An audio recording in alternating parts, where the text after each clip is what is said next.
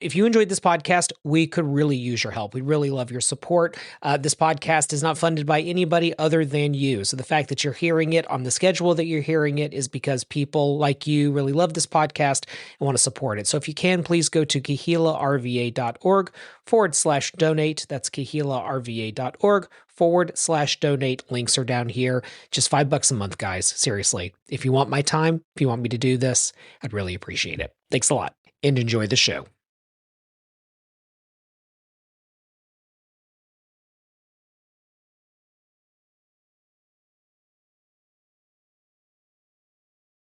So this episode is a day in the life of a rabbi, or at least this particular rabbi, because it's about 8:52 in the morning, and my day started about 2 hours ago.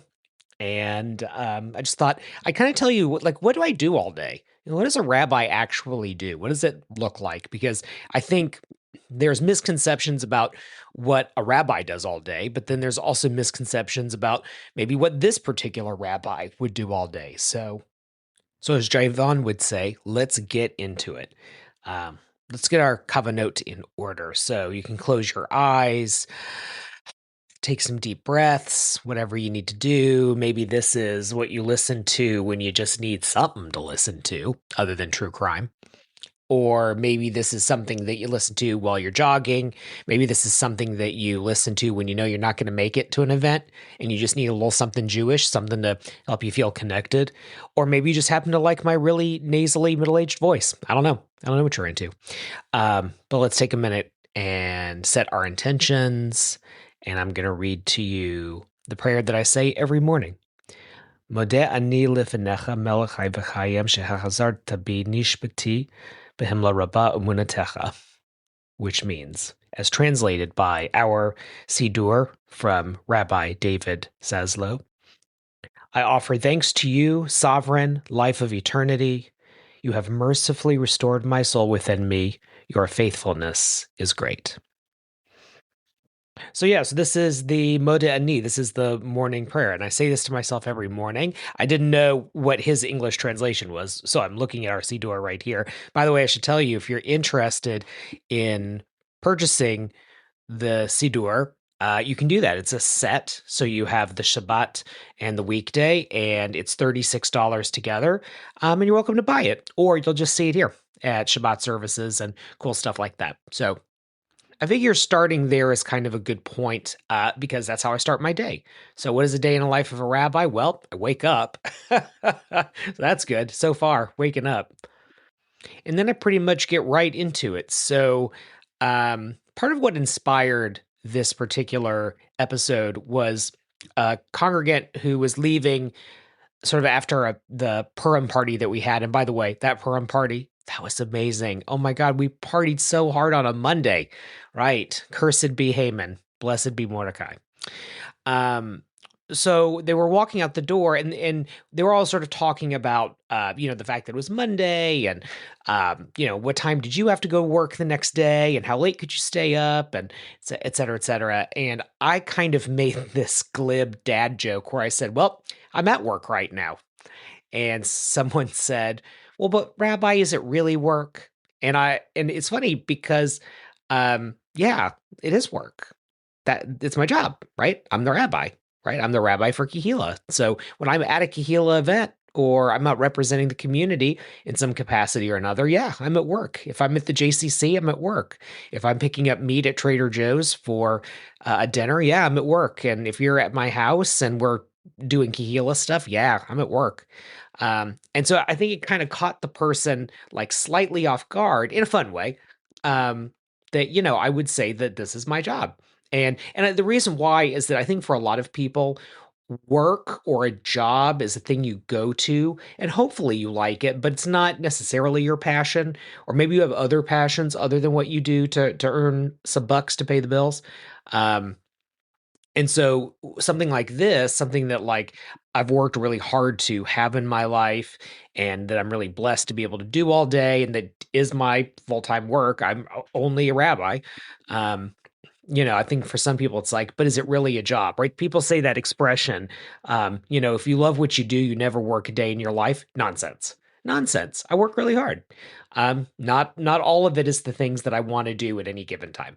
Um, so that kind of inspired me to do this day in the life of a rabbi. So I'm going to take you through what my day looks like. There's no such thing as a day that's exactly the same.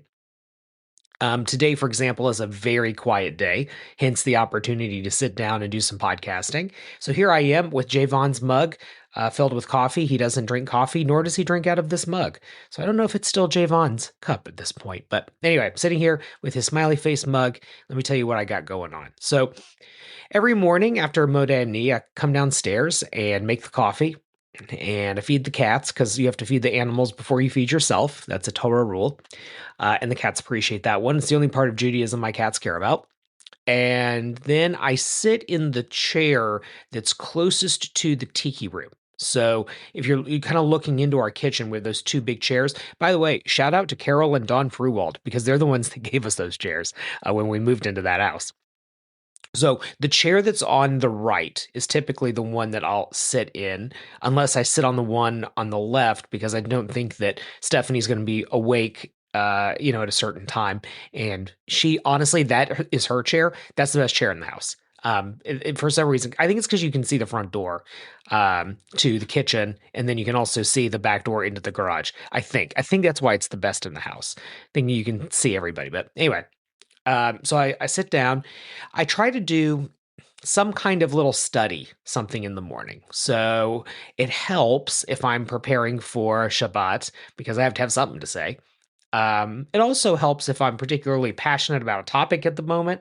So I'll be exploring that more. I also have several websites that I really love. So, for example, I'm a huge fan of the Tabs project, TABS. So that website is thetorah.com, thetorah.com. And it's really this intersection of scholarship and faith that I happen to love. And you guys have seen tons of the study sheets that I've done based on them. They're fantastic. I want to write for them one day, but I'm not as good a scholar as those people. So I'll generally do some reading there. I'll be reading something out of a Siddur or a Machzor or the Haggadah. Again, this depends like on what the season is, and not just the season of the Jewish community, but kind of the season of my life and what's important to me. Sometimes that's 5 minutes, sometimes it's an hour. It just really depends on the day. So my prayer time is kind of connected to that. So I tend to, after I say Modeh, I'll go downstairs and I pray alone. Um, I would prefer it if I could pray with a group, if I could pray with a minion. And here's like the vision for this. Okay, so I've had this idea for years. So everyone loves coming over to our house, but you reach a certain point where you just can't have more people, right? We can't fit 50 people in there for high holidays or a Seder or 100 people for a Hanukkah party. It's just not going to happen. So we bounce around to all these different venues, and I, like if I could have it my way, which it's not all about me and it's not my way, it's about the community and the community's needs, there would be some kind of separate, dedicated space, something like the size of Second Arrow. If you haven't been there yet, our Second Arrow events are awesome. You need to go. But something like the size of Second Arrow, but dedicated to us. And I could just go there and there would be a minion and we could just pray and that would be good. And it would be even better if it was next to a gym. That would be like my ideal. But I don't live in the world of ideals. So anyway, so do my thing in the morning, do my study, do a little reading. At a certain point, Rebbitzon's going to come downstairs. She may have already been up before me. She might be coming home from the gym. Depends on her schedule. One thing you should know about me is that I am always a day behind on the news. So I don't look at the news except in the morning. Um, and I don't look at it ever again. Unless there's a major emergency locally or something like that. So I have no idea what's going on. I'm pretty much 1990s when it comes to the news. And there's actually been several moments where I've had gaffes because I had no idea what was going on in the news and everyone else did. So anyway, so I do all of that. And then usually we're getting to around 10 o'clock. So by 10 a.m., I've knocked out all my email and as much of my administrative work as I can for the day. So, we got an event coming up. Who do I need to talk to? Right now we're planning Passover, talking to the venue. We had a meeting last night, following up on that meeting. People are starting to RSVP for stuff and have questions. So getting all of that type of work out of the way, I try to do as early as possible. So that's why you'll sometimes get an email from me at like 7 a.m. Also, fun fact, most of you really love it when emails from Kahila come around 7:30, and when text messages come around 10:30, something I've learned about you over the years. So that's why I try to knock that stuff out as early as I can. In some cases, I'll do that stuff later the previous day and then send it out, around that time. So there's times I've actually written like emails like, hey, thank you for your help, or hey, whatever. And instead of sending it at 4 o'clock in the afternoon, I'll wait and send it 7 a.m. the next day because that's when people like to open email from me. Don't know why, just is what it is. So shower, do the normal human things. And then we're getting into sort of the coffee with the rabbi time. Sometimes that means I'm going somewhere. Sometimes that means you're coming to me. I've been promoting this idea of people coming to me more for a couple of reasons. One, it's cheaper, right? We're not having to meet somewhere, buy each other coffee, or you have to buy your own thing, or I'm buying something for you. We don't have to deal with all of that. And just the hospitality, too, that you can just come over and hang out, just like you do on Shabbat. And this coffee with the rabbi is great because it gives me an opportunity to get to know you. Because when there's 20 people at the house, or there's 50 people at the Seder, or there's 100 people at the Hanukkah party, I get, milliseconds with you. I don't know how many of you have been watching The Pit, but that's kind of how I feel at big events. I almost feel like I'm running an ER, just bouncing around thing to thing to thing to thing. So I don't get to have those truly intimate conversations. And that's what I really love about coffee with the rabbi. Um, you know, you sometimes people want a rabbi, like like almost like capital R rabbi. And you have these like deep spiritual questions. Sometimes you just want to talk about your life. Sometimes you have questions about me. Um, and so that's what I'm there for. There's also a certain kind of person who they don't necessarily want a rabbi. They like the idea of knowing this person named Patrick who is a rabbi. So there's kind of a difference there sometimes. Just depends on what people's needs are. And I'm good, hopefully, with God's help, in being those different kinds of things, right? So we have a congregant, for example, where to him, I'm Patrick, but like he will call me his rabbi.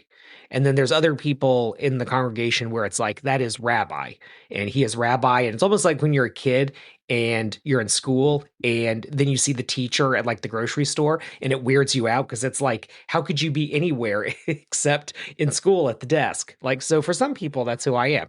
And that's okay too. I can be all of those things. The thing about it is, it's truly an honor because you're letting me into your life and I get to know you better. And we get to talk about the community and what we're up to, what our values are, what's meaningful to us. So sometimes meeting with me is an introduction.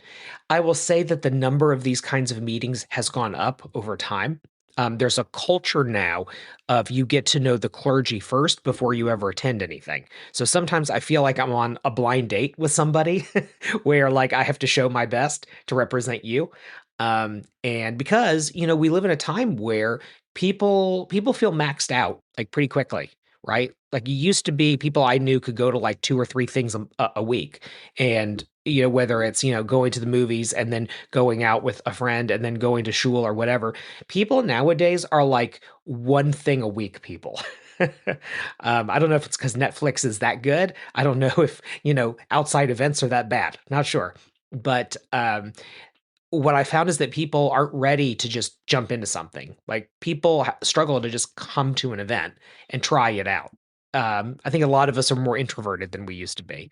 So meeting the rabbi first to kind of suss things out is becoming more and more common. So I try to do, obviously, those coffee with the rabbis are going to be somewhere else. So I'm going to meet you at Brick Road or Starbucks or Grit or wherever you want to be. And then people who know us a little better, people who've come to something, things like that, will do coffee with the rabbi at my house. So by then, I'm getting into lunchtime and I have to force myself to be free at this time. I know a lot of people want to do coffee with the rabbi at noon because that's what's convenient for their work schedules. And I've had to stop doing that because I have to feed myself. I only eat breakfast maybe 1 or 2 days a week. And I've had some issues with sort of disordered eating where I use food to reward myself, or I've had trouble with binge eating. I've had trouble with food restriction, saying that I could live on coffee all day until dinner, sort of things like that.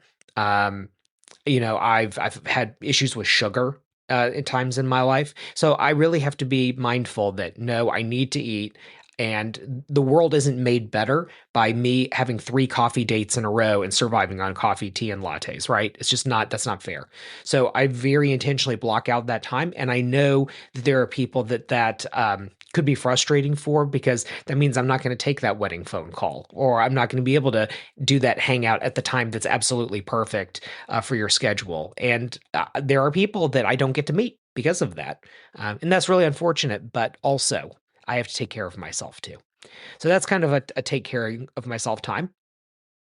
Then we get into sort of the early afternoon. I sometimes have appointments. Generally speaking, people are too busy then. So this is when I get into projects. So anything that I need to do that's a little bit bigger, I need to write a Devar Torah. I need to work on some, artsy stuff in Canva for marketing, or maybe there's an appointment at Federation. Just anything that's kind of bigger picture, bigger stuff. Also in this sort of early afternoon time, if I have personal things I need to deal with, if it's kind of a quiet news day, that's when I'll go out and run personal errands, or I'll do grocery shopping for the congregation. So this is when I kind of keep myself pretty busy. Now, if it's truly a day off, what I'll do is I'll just do that morning emailing and things like that. Won't have coffee with the rabbi. I will actually go to a couple of places in Richmond that I like to hide out in. So there are these different sort of venues, coffee shops, places that I go, and sometimes people see me there, and it's fun. But I mostly kind of keep that to myself because I need to kind of hide sometimes, right? I need my own chill. And the thing about working from home and also having your home be where you have people and you live your Jewish life, all these other things. Sometimes this space for me isn't really home, right? It's a venue. And so it helps me to go somewhere where I can kind of hide out. So I go to one of my hiding places. They're all in Richmond. So I try to make an excuse to maybe if I'm going to do coffee with the rabbi, normally could meet that person here. Instead, I'll meet them in town. That way it gets me there. And I'll have my actual day off and I'll enjoy it down there, do the fun things I like to do, go to my secret hiding places, which a lot of people would be very surprised where I like to hide out at. But I'll do my kind of hideout stuff, and that's sort of fun. Um, Also in that early afternoon time, if I, am working, that's when I do my Zoom calls, things like that. I try to go for walks and I'll call friends of mine. So like my friend Ben, he and I always talk in this early afternoon time. I'll also go see my mother. That's another thing I tend to do in the early afternoon. So then come home from whatever thing I'm doing. I try, if it's a weekday, to take that late afternoon time off. I'm not very good at it, but I do the best I can. I try to take that time to, play video games. I have an Oculus. It's the only gaming thing I have, but like playing video games, I try to learn something, praying, meditating, watching YouTube videos. That's one of my ways that I really like to learn. I've also been working with Notebook LM and creating these kind of classes for myself so that I can digest a lot of different things in a topic at once. So I've been kind of doing that a little bit. So during the weekdays, that's when I tend to do that stuff. But when we get into Shabbat mode, whole other ballgame. Late afternoon is cooking like a storm. So usually someone will come over and help. So, shout out to Jacob. I will say that if it's a Friday and I'm feeling particularly under the gun, Stephanie will get home from work, and we may have a little pregame in the tiki room before any of you show up. So that's kind of fun. That just gives us a little bit of time because we're not going to have Shabbat together. Yes, she'll be there, but and we'll lead the service and all these other things, but it's not us together. Um, so we'll kind of have that little, 30-ish minutes together as well. And then we move into the evening. So if it's Shabbat, people are going to start coming over, or we're going to go to a venue and start something up. There's pros and cons to this. So one of the pros of having people come over is I don't have to go anywhere. So that's great. Stuff doesn't have to get schlepped. That's truly helpful. On the other hand, you are doing things at home, right? So that has its own advantages and disadvantages. But the disadvantage of doing things at home is that, my house is a wreck. So I've got to clean it up before everybody shows up. And then people show up and then you clean up afterwards. So a little bit of extra work in that way. So I think it probably all evens out on some level. So, getting food ready or getting to a venue, making sure we have everything. This is when I start getting the text messages about, are people coming? Are they not coming? Is an extra person coming? Oh my God, I forgot to RSVP. Can I still come? So we get a lot of that stuff around that time. And it's really helpful because for security purposes, we need to know everyone who's coming. So, that's kind of when that stuff's going on. So on a Shabbat, that's what I'm gearing up for. I'm making sure that cold food is cold and hot food is hot. It's actually one of the most complicated things that you can do in food and beverage. People start coming over. I give people little jobs to do. That's really helpful. One of the great things about Kihila, everybody comes over and says, how can I help? That's the number one thing. How can I help? And I wish that the help could be a little bit earlier in the day, because I could use a little more help with that than sort of, where do the plastic forks go? There's only so many of those jobs available, but there's plenty of jobs pre-event. And just a personal area that I want to grow in is being able to ask for that help. I've not been good about that. And that's something that I want to do better about because this is your community. You own it. It's about what you're creating. And I need to give more space to others to be creative and to be supportive. I had been in a clergy role long before Kihila where I felt very burned and burned out. And it's because I didn't work with people to design a community where you're helping one another. You're giving to one another, where you're taking responsibility, taking action. I had created a model where, I kind of did everything and put everything on myself and all that, and it pushed people out in a way. And so that's something I've tried to get a lot better at. Most of my life has been in entrepreneurship, and so I'm used to paying people to do things, right? Still to this day, like managing volunteers is a concept I struggle with. I'm used to either you're getting paid to do something, so I manage your time, or I'm being paid to do something, so I do all the work. And so this kind of volunteer stuff is an area I want to grow in personally, being better about asking for the help that I need and knowing what people are capable of. And, when is it too much or when is it not enough? And that's something that I want to learn to be better at. So that's Shabbat. We're gearing up, all of that. If it is not Shabbat, then it's going to be dinner with the family. I cook almost every meal. Javon right now is working like an insane person, so I hardly ever see him. It's kind of like, when you had that roommate who was never home, like she was always at her boyfriend's house, right? It's one of those kinds of things. And he works kind of later into the evening. So that's more of sort of Stephanie and I time. But when we can have like a dinner together, we definitely do that. If it's Saturday night, I have a Havdalah ritual that I do. So I will turn on the lamps in the tiki room and I say a bracha, Hamavdil ben Kodesh l'chol, and I'm turning on all of these lights. And that's usually when we order food. So Saturday night, unless we have friends that we're spending time with or whatever, we'll order food out. And so if Javon is around, it's chicken fiesta because he was the one who started this ritual of us eating chicken fiesta in the tiki room on Saturdays. it was the first time that he sort of really, I would say, took a kind of ownership over what the family structure, rituals, patterns are. And so I really like to honor that that's something that he brought into the family, was this idea that that's what we did. And of course, we do it every Saturday night. So, uh, I've had so much chicken fiesta that it's insane. But I look forward to it when we have it. So that's kind of what the evenings tend to look like. Nights are TV of some kind. So right now, really into this show Will Trent, because it's based in Atlanta, and that's where I'm originally from. And so I like the Atlanta references and the Atlanta vibe in the show. It's just so different than Richmond. Richmond sometimes can feel like an any town USA.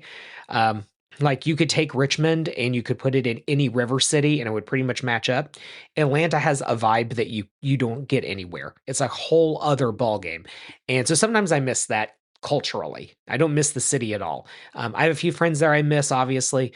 But at the same time, like the vibe is just different. So I like to watch some of these Atlanta shows just to kind of remember what it is that I came from. So kind of into that. I've been rewatching episodes of Rick and Morty.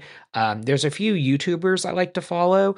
That are subject matter oriented. So there's a woman named Brittany who does a show called Memories and Mojitos, and she's like a travel all-inclusive resort travel agent. And so she does these videos about these different places she goes.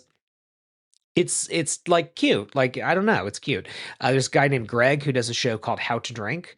Haven't been watching his stuff as much, but that's some stuff I've been doing. And then if I do feel like watching the news, that's when I'll watch the news, is basically on YouTube.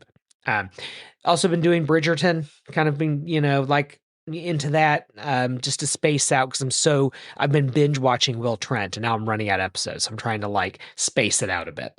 So I've been doing Bridgerton again. I need to find some new shows to watch though. I'm getting a little bored. So TV time, I'm usually, ready for bed at 10 o'clock at night. I tend to listen to podcasts when I fall asleep. It's something that Javon does too. So I'll put on usually like a Jewish history podcast, or some kind of interview show type thing, and I'll just pass out to that. So that's typically what a day in my life looks like. Not exactly the most exciting stuff, but it's wonderful for me. So let me tell you some of the things that punctuate my day. So you kind of have a sense now of what that looks like, right? Shabbat holiday stuff obviously will change things around, but here's the things that will sort of surprise you. So sometimes you get a phone call from VCU, the hospital, and someone says, "Hey, we have, a Jewish patient. Can you come see them?" Or the VA hospital, they'll reach out to me and say, "Hey, we have a Jewish patient. Will you come see them, or can you help us with something?"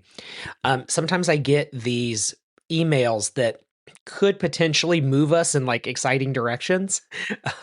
So I got one from, I'll just say a store. We'll call it a store that said, "Hey, would you be willing to do a big menorah lighting and we'll pay for a bunch of things, whatever." So sometimes you're talking to people about things like that and negotiating. And, that was a thing where, okay, I had to jump in the car and, go check something out. And Stephanie came and we kind of looked at something. It was something that wasn't going to work out. But it was still like a fun, like adrenaline boost of like, where could this go? What could we do here? Things like that. So sometimes those things happen and they're kind of a fun punctuation as part of the job. And then there's communal sort of things that I get asked to be part of. So I'll get, the JCC will be doing an event, or Federation will be sponsoring something and they need the rabbis to come together. And so if I'm available, I'll go to that. Now, a thing that's really important, and it's hard for me to stress to people, is that with Kehillah, I'm part-time. So I am a full-time rabbi. Being a rabbi is all I do. But in terms of my responsibilities, it's sort of a thing where I have to carve it up pretty, neatly. So I'll get asked all the time, like, will you come to this event, or will you promote this event, or will you, take part in this panel, this board, will you join this committee, whatever. And 99% of the time I say no. And the reason why is if you take a 4-hour day, right? That's part-time. So 4-hour day, 5 days a week. How much of that do I commit to different things? So, how much of that 20 hours should be coffee with the rabbi? How much of that 20 hours should be the Shabbat dinner we're having that week or the Torah study we're having that week? How much of that 20 hours needs to be saved up in the event that something's going to happen and there's going to be an emergency and I'm going to be needed? And then how much of that after that should be extracurriculars? Now, there are people who feel differently than that. They feel like, no, you're a community rabbi. You need to be at things, you need to be more present, stuff like that. Great. My way of looking at this is okay, so what would you like to sacrifice for that time? Do you not want the food for the event, right? Or should a volunteer do that instead? And who's going to make sure that that volunteer is able to follow through? Because sometimes life happens and they get busy, or they, God forbid, have something happen to them. So how do you want to handle that? Or maybe we need to do a fundraiser. Okay, well, so instead of doing the fundraising, who is going to give so that then I can be out at that big event where all the rabbis are going to be, or interfaith clergy or whatever. So that's where I tend to like really hold back my time. And I really try to preserve that as much as I can. Now, the downside to this is that you look like you don't care. And that stinks. And I hate that for Kahila, right? At the same time, I just have to be careful. Time is the only non-renewable resource. And so really important to be mindful of how much you do and for whom and how and sort of things like that. So when it comes to things that are outside of the community, I tend to do very little. I had a mentor of mine who he was at everything, and he was just that personality. I'm not that personality.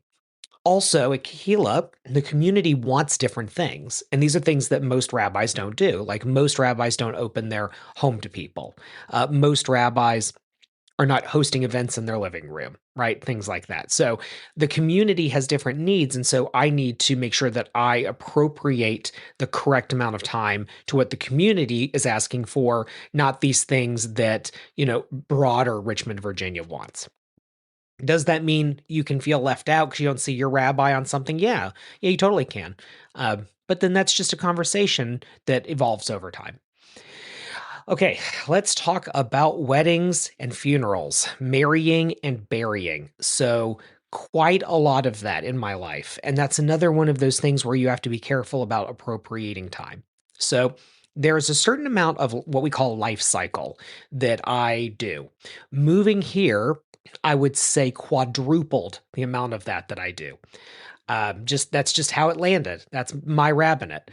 And so at Kahila, we appropriate a certain amount of time for me to go out and officiate anything that the community needs, right? So our different congregants have, you get married, you have children, you have a relative who passes away and you need someone to help. So you have all that time. And that's kind of, just part of being a rabbi. You do those things. There are also a lot of people who are unaffiliated who come to Richmond for a wedding. There are people who are from the Northern Virginia area and they want to go into the Shenandoah and they need someone who would be willing to help there. And that's sort of something that Kahila gives time to so that then I can be supportive there. It is one of the many ways that Kahila earns income. So I draw a salary. I don't make extra money if I work harder. I don't make extra money if more people come, for Shabbat or whatever. That's not how it works. So I will go out and do those things, provided that the community doesn't already have things on the books. And of course, if there's times where I'm on vacation or whatever, I'm not going to do certain things.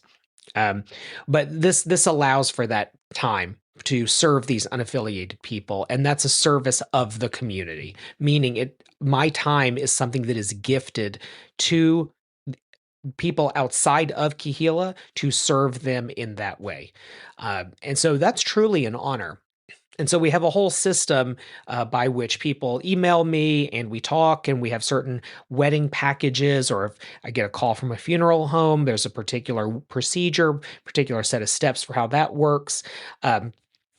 So having time appropriated to that is also incredibly important. And one thing I'll tell you is just a little bit of inside baseball. People get married in the spring and in the fall, and they do that because people want outdoor weddings. And so here's the thing, like I love, being helpful, but in the fall, weddings in the fall, that breaks me. I am a broken man because, at the end of the day, there's only so many of those I can do. And they're everywhere, right? So it's not just, Richmond, right? Like it's driving to God only knows, somewhere like right on the border of Pennsylvania, West Virginia, and Virginia, right? Or it's driving to DC, or it's driving to Virginia Beach or Norfolk or wherever. So there's all of that sort of commuting back and forth and around, in addition to, actually serving these people, and then having like Yom Kippur 2 days later, right? So the fact that I am willing to do those things, sometimes even on holidays or whatever, or not holidays, I should say, but during times where traditional Judaism doesn't have weddings and things like that, also means that I'm going to be out a lot more. I won't be at home the way some people would be. But again, it depends on how much of that time is allocated by Kahila for that help. And does that help provide something to Kahila? Are we serving our mission, or is Rabbi just driving all over Virginia? And so there's been times where it's felt more like, hey, Rabbi's just driving all over Virginia. And in those times, we've actually really been more mindful about, no, no, no, we got to like call this back a little bit. So if I could have it my way, what I would do is we would have some kind of space. Like I said, the the space where I could pray every morning and there's a gym next door, right? Um, in the perfect world. And also we would use it as a wedding venue. So that then we could earn some income that way. I could stay home more. I really The older I get, the less of the sort of adventure driving to officiate a wedding or a funeral or a baby naming I want to do. I want to stay home a lot more. I want to stay close to my family. My son is 21 now, and he's going to go off soon and have his, great big life adventures. And so just the older I get, the more I just want to be here, and I want to serve the people who are here.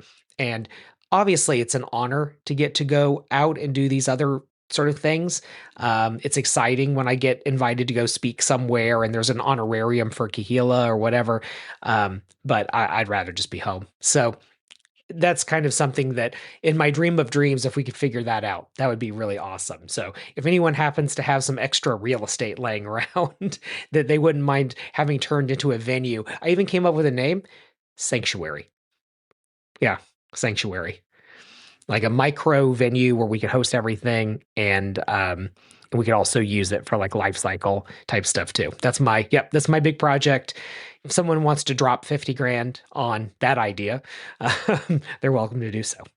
Anyway, so this life cycle stuff, that's like in addition to that, holidays are nuts. This is where there's just lots of moving parts.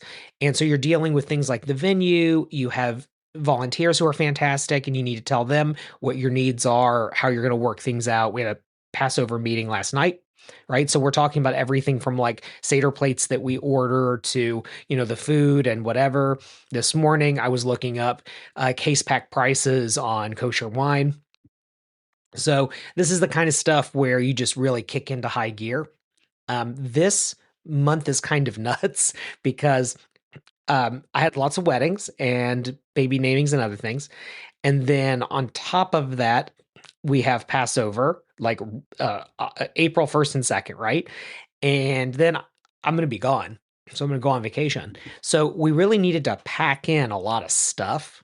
Also, we were dealing with venues, right? So we have Second Arrow and their schedule, and we need security and all these other things. But what ended up happening is, basically from March 20th to April 2nd, we have an event almost every day, right? So like that's just going to be this compacted amount of time, and I know that's actually kind of a bad idea. What you should do is you should have something, every week, but like Shabbat, Friday night every other week, or Torah study or chant service every other week, instead of just having one big glob of events like Friday, Saturday, then something during the week, then Friday, Saturday, then something during the week, then Passover.